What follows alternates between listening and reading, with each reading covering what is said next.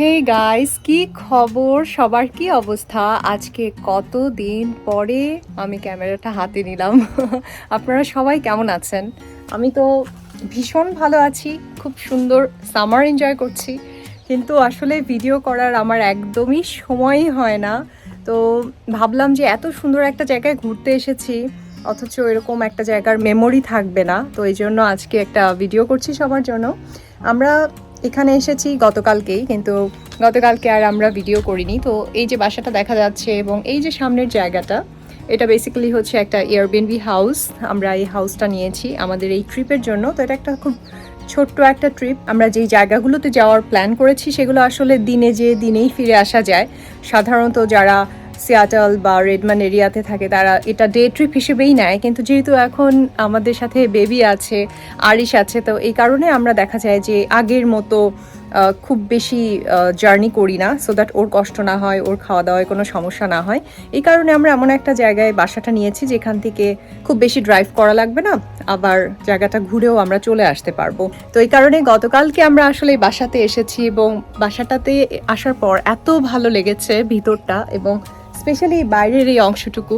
এখানে অনেক সুন্দর সুন্দর গাছ, ওইদিকে হচ্ছে পাহাড়ের ভ্যালি দেখা যাচ্ছে। তো গতকালকে এখানে আসার পরে আমি অমিকে বলছিলাম যে অমি, এখন আমার কাছে মনে হয় ঘুরতে আসলে যে আমরা অন্য কারো বাসায় টাকা দিয়ে আর কি ঘুমাতে আসি, কাজ করতে আসি। কারণ হচ্ছে দেখা যায় যে কাজই শেষ হয় না, এটা ওটা করতে করতে আমাদের আগে তো দেরি হতোই, এখন আরও একটু বেশি দেরি হয়। তো এখন হয়ে গেছে দুপুরবেলা, তো এখন আমরা যাচ্ছি হচ্ছে মাউন্ট বেকারের দিকে। তো ওখানে যেতে আমাদের প্রায় 1.5 ঘন্টার মতো সময় লাগবে। তো এই হলো আমাদের এয়ারবিএনবি হাউসটা। আমরা এটা 2 দিনের জন্য নিয়েছি, 2 nights 3 days আর কি। Okay guys, so we are all set. এখন আমরা বের হব। আদিশ বাবা রেডি হয়ে গিয়েছে। তো আদিশ পরশুদিন আর কি মাথায় একটু ব্যথা পেয়েছে, তো আমাদের এখন পারফেক্ট একটা টডলার টাইম চলছে। এই কারণে আমরা জায়গায় জায়গায় ব্যথা পাচ্ছি, আমাদেরকে অনেক কেয়ারফুল থাকতে হচ্ছে। তারপরে আরিশ ব্যথা পাচ্ছে, আমি কি বলে দিব সবাইকে? শোনা শোনা শোনা শোনা, তুমি যে দুষ্টামি করছো বলে দিবা, বলে দিবা সবাইকে দুষ্ট হয়ে গেছে, একটু বলে দিবা। আমি তো আমাদের বাবা অনেক নক্কি, কিন্তু হ্যাঁ, খাওয়া দাওয়া নিয়ে কোনো সমস্যা করি না, কোনো কিছু না, কিন্তু একটু দৌড়াদৌড়ি করতে আমরা ভালোবাসি, খুব ভালোবাসি। ওকে, তো আমরা বের হচ্ছি। এখন বাজে প্রায় 2:45 বেজে গেছে। বাজে 3টা। 3টা বাজে? হ্যাঁ 3টা বাজে, we are late. Okay guys, তো আমরা গাড়িতে উঠে গেছি। আমার মনে হচ্ছে কি আজকে আমি আবার সেই অরিগনের মাউন্ট হুডে যাচ্ছি। একই রকমের রাস্তা, চারিদিকে হচ্ছে গাছ, আর একটু পরপর ওই সাদা মাউন্টেনটা দেখা যাচ্ছে, যেটা আসলে মাউন্ট বেকার। তো খুব বেশি সিমিলারিটি পাচ্ছি আমি, ওই সেম মনে হচ্ছে ওরকম রাস্তা দিয়ে যাচ্ছি। So it's so beautiful. Hey, you couldn't see it coming. You might have thought it, but you couldn't change it. Hey, it's not right or wrong.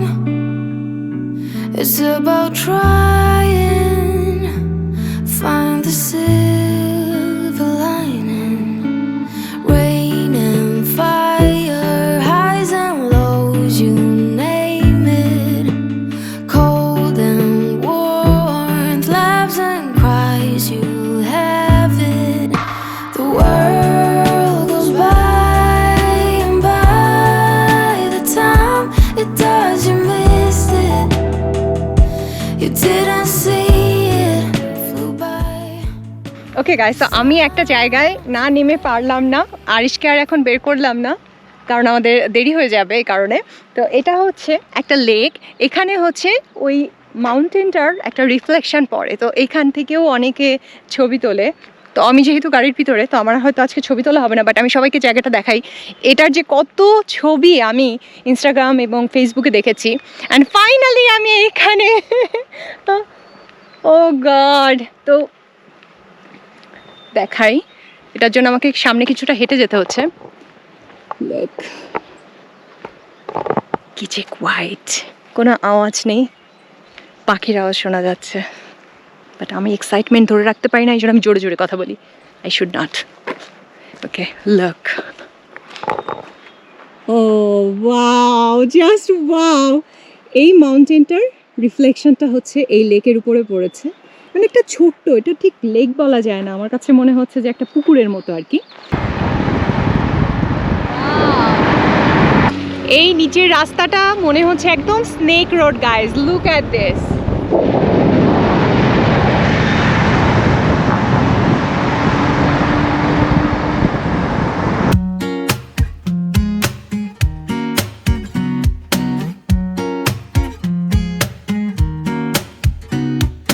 잔잔하기만 하던 온 나의 마음에 Quite suddenly 퐁당 또 퐁당 아니 퐁당 큰 돌을 던진 너 기다리고 기다리던 그 사람이 온 내 앞에 내 마음 어느새 일렁이는 상상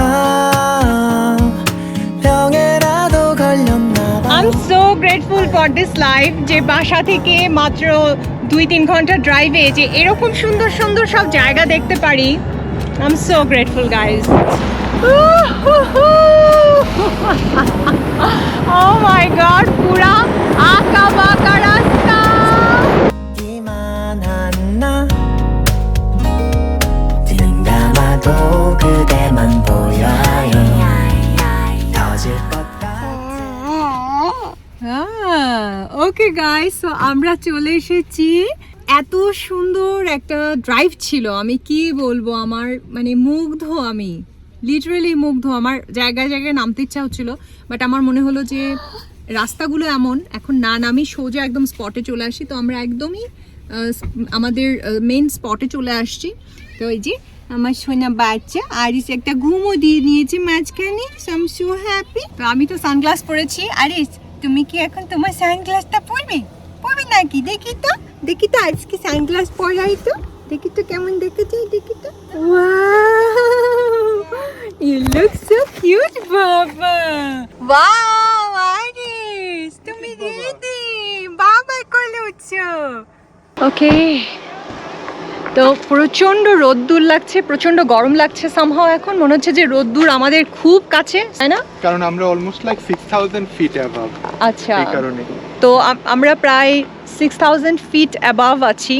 এবং এই যে মাউন্ট বেকারটা, এটা প্রায় 10,000 না 10,500 এলিভেশনে। আমি ঠিক ইনফরমেশনটা এখানে দিয়ে দেব। তো এই হচ্ছে মাউন্ট বেকার, ওই পাশে ওই সাদাটা। আরে শোনো শোনো শোনো, পা ভিজে যাবে, এখানে জল পা ভিজে যাবে। আরিস, তুমি গাড়ি দেখছো, তুমি মাউন্টেন দেখো, তুমি। আরিসের কার এত পছন্দ, আরিসের ক্যাপটা ঠিক করে দাও, এটা খুব চোখে লাগবে। দেখি আরিস এদিকে আসো তো বাবা, সানগ্লাসটা পরার চেষ্টা করো। গুড বয়, এখন তোমার আরাম লাগবে, বুঝছো না তুমি? ওয়াও বলছো নাকি? ওয়াও বলতেছে আরিস। ওয়াও আরিস, ওয়াও, শুনো ওয়াও বলে তো। ওয়াও বলছো, ওয়াও বলছো। Wow, can you say wow? আরিসও ওয়াও বলছে আমার মতো। আরিস সারাদিন ওয়াও বলে, যা দেখে সেটাতেই ওয়াও বলে। তো এখন আমরা এই দিকটাতে যাচ্ছি, এখানে এই পাহাড়টাকে ব্যাকগ্রাউন্ডে রেখে কিছু ছবি তুলে ফেলি চট করে।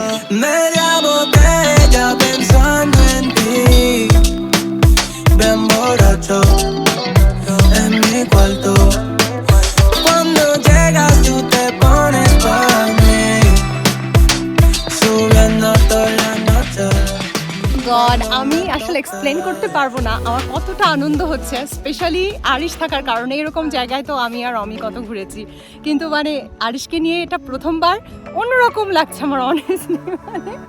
মানে বিশ্বাস হচ্ছে না যে আরিশ দেখতে দেখতে এত বড় হয়ে গেল, এখন আরিশকে নিয়ে আমরা এইসব জায়গায় ট্রাভেল করছি। থ্যাংক ইউ বাবা। আরিশ, এটা কত মেমোরেবল হয়ে থাকবে তুমি জানো। চলো এখন আমরা ওইদিকে যাব, আমরা এখানে অনেকগুলো ছবি তুললাম। দেখো সবচেয়ে মজার বিষয় কি, তুমি কিন্তু এখন এই সামারে জুলাই মাসে কোথাও বরফ পাবো না, অথচ মানে এখানে এত ফিট এলিভেশনে 6000 এলিভেশনই দেখো স্নো দেখা যাচ্ছে। হ্যাঁ এখনো স্নো আছে। আর আমরা যে মাউন্টেন গুলো দেখতেছি ওগুলো অলমোস্ট লাইক মোর দেন 10,000। আর উইন্টারে তো মানে কল্পনাই করা যায় না এখানে। ও দেখো আমি এখানে একটা রেস্টরুম আছে। তো আমরা ওই রাস্তা দিয়ে আসছিলাম।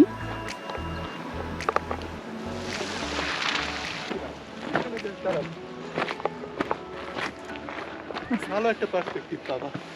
আমরা একটা উঁচু পয়েন্টে আসছি, এখান থেকে পুরো 360 ডিগ্রিতে অসাধারণ ভিউ।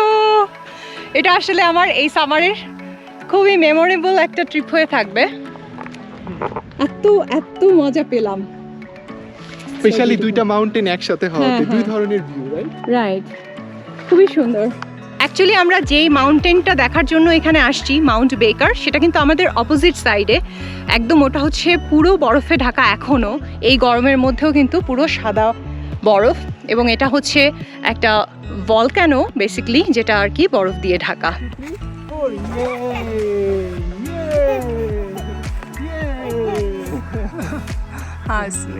সোফার আমাদের এরকম এক্সপিরিয়েন্স হয়েছে দুই জায়গায়। এক হচ্ছে মানালিতে যাওয়ার পর আমরা এরকম একটা পয়েন্টে গিয়েছিলাম, আর গেলাম হচ্ছে অরিগনে মাউন্ট হুডে, আর এইবার আসছি হচ্ছে এখানে।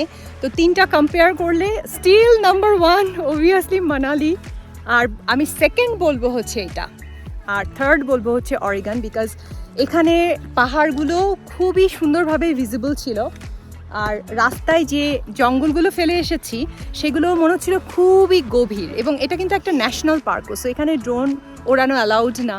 আদারওয়াইজ আমি টপ ভিউ থেকে দেখাতাম যে কি সুন্দর এবং কত বড় বড় মাউন্টেন। গাইস এখন আমরা যাচ্ছি হচ্ছে ওই পাশে মাউন্ট বেকারের দিকে। এতক্ষণ এই পাশে অনেকগুলো ছবি তুলেছি, খুবই সুন্দর ভিউ দেখলাম। তো এখন আমরা যাচ্ছি ওই দিকে। সাবধানে নেব।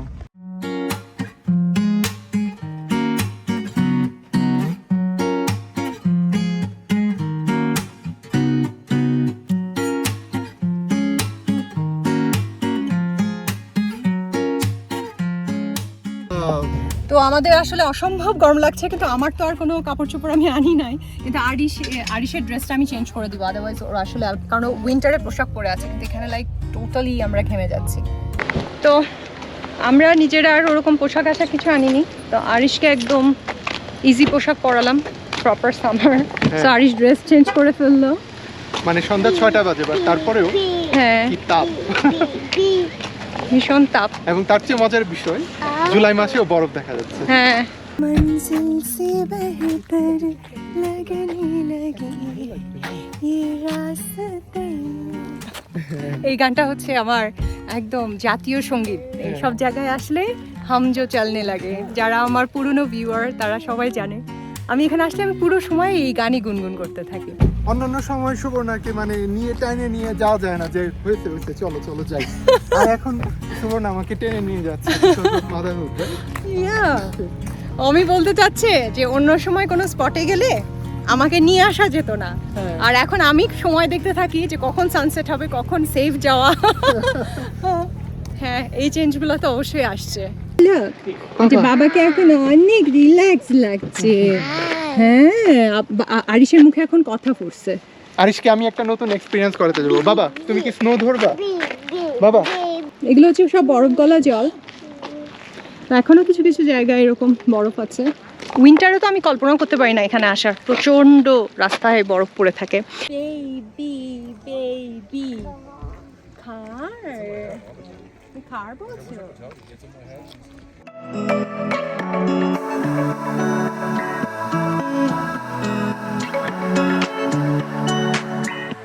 ওকে গাইস, সো আমরা এই এখনই চলে যাব, কারণ হচ্ছে সূর্য যদিও থাকবে অনেকক্ষণ, এখন সামারে আমাদের এখানে প্রায় 9:30 পর্যন্ত আমাদের এখানে রোদ্দুরের আলো থাকে, 10টা পর্যন্ত মানে বাইরে আমরা ঘোরাঘুরি করি এই সময়, কিন্তু যেহেতু এটা পাহাড়ি এলাকা তো এটা রিস্ক হয়ে যাবে আমাদের গাড়ি নিয়ে নামাটা, তো আমি কোনো রিস্ক নিতে চাই না।